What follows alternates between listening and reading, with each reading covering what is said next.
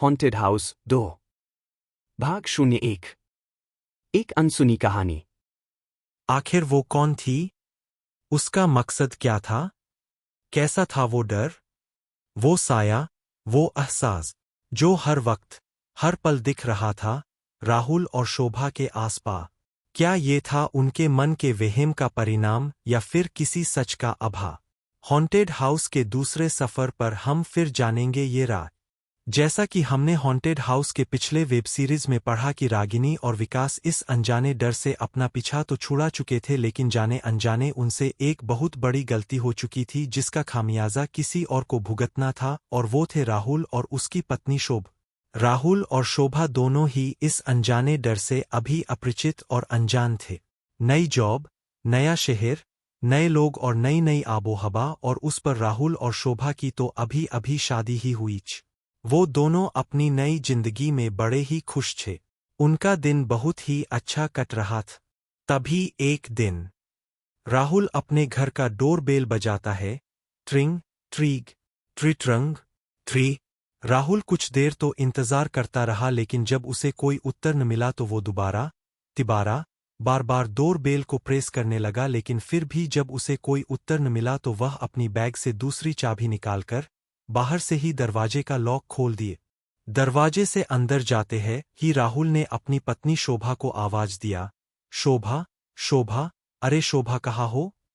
पर जब कोई जवाब न मिला तो राहुल को लगा कि शायद शोभा मार्केट गई होगी। बस यही सोचकर राहुल ने शोभा को कॉल किए, लेकिन शोभा के मोबाइल के बजने की आवाज तो रमेश के घर में ही आ रही थी। रमेश जब आवाज वाली दिशा की ओर गया तो वहां के दृश्य को देखकर वह हक्का बक्का रह गए। आवाज राहुल के बेडरूम से ही आ रही थी और शोभा बेडरूम के एक कोने में पागलों सी बैठी हुई बस एकटक देखे जा रही थी। उसके बाल बिखरे हुए थे, पूरा का पूरा शरीर पसीने में डूबा हुआ था। शोभा की ऐसी स्थिति देख राहुल घबरा गया और शोभा के पास जाकर बोला, राहुल, अरे शोभा क्या हुआ? लेकिन जब शोभा कुछ ना बोली तो राहुल घबराकर उसे पकड़ते हुए कसकर झकझोरने लगा। शोभा अचानक ही एक झटके के साथ राहुल से लिपट गई और एक डरे हुए बच्चे के समान चिल्लाने लगी, राहुल, वो लड़की मुझे मार डालेगी, उसे भगाओ यहां से, प्लीज राहुल, उसे भगाओ। राहुल अभी कुछ समझ ही पाता कि शोभा बेहोश होकर उसके बाहों में झूल गई। शोभा अब बिल्कुल बेजान सी लाश बन चुकी थी। राहुल को घबराहट में समझ न आ रहा था कि वो क्या करे। राहुल ने शोभा को गोद में उठाया और बेडरूम में लिटा दिए। वह जल्दी से भागकर पानी ले आया और शोभा के मुंह पे छींटे मारने लगा। कुछ देर बाद जैसे तैसे शोभा को होश आ तो गया, लेकिन उसकी दिमागी हालत बिल्कुल भी ठीक न थी। अभी भी वो पागलों जैसा ही व्यवहार कर रही थी।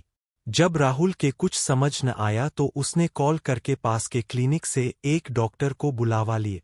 जब तक डॉक्टर साहब आए तब तक शोभा की हालत वैसी ही थी जैसी अब से आधे घंटे पहले तक थी। राहुल, घबराते हुए, डॉक्टर साहब देखिए न, शोभा को क्या हो गया है? मेरे तो कुछ समझ नहीं आ रहा है। डॉक्टर, श्रीमान, घबराना बंद कीजिए और प्लीज मुझे मरीज को पहले चेक करने दीजिए। डॉक्टर ने शोभा की नब्ज को टटोला और फिर कुछ चेकअप करने के बाद मुस्कुराते हुए बोले, राहुल जी मिठाई खिलाओ। मिठा? राहुल, आश्चर्य से, डॉक्टर साहब, मैं कुछ समझा नहीं। सब ठीक तो है? डॉक्टर, हाँ जी, सब कुछ ठीक है। आपकी बीबी पेट से है और आप बाप बनने वाले हैं। अब तो आपको मिठाई खिलाना ही होगा। बिना मिठाई के तो मैं यहां से खिसकने वाला नहीं हूं। राहुल, वो तो ठीक है डॉक्टर साहब, पर शोभा कुछ अजीब सा व्यवहार कर रही है और डरी हुई भी है। डॉक्टर जी, डरने वाली कोई बात नहीं है। आपकी बीबी को तेज बुखार है जिसकी वजह से वो ऐसा रिएक्ट कर रही है। मैं आपको कुछ दवाइयां लिख देता हूं, इनको मार्केट से मंगवा लीजिएगा। दवा खाते ही सब ठीक हो जाएगा। राहुल, ठीक है डॉक्टर साहब। राहुल के चेहरे से तो जैसे अब बेचैनी और घबराहट की बदरी छट चुकी थी।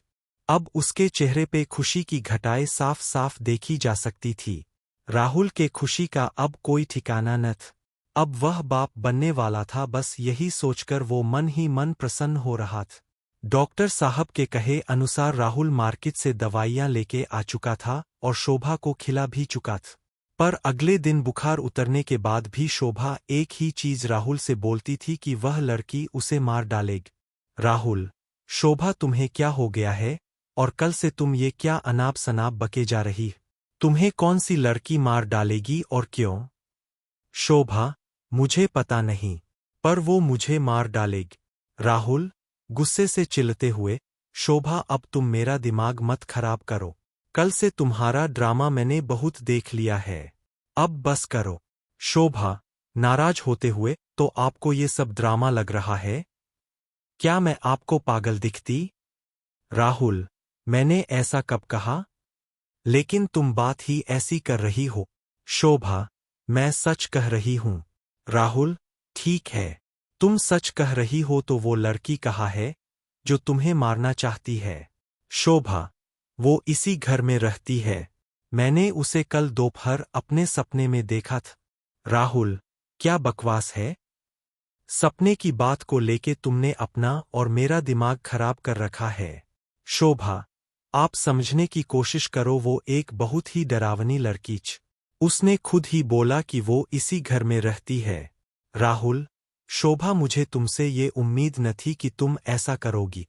अरे तुम 21वीं सदी की एक पढ़ी लिखी लड़की हो और तुम बेवकूफों जैसी बातें कर रही हो।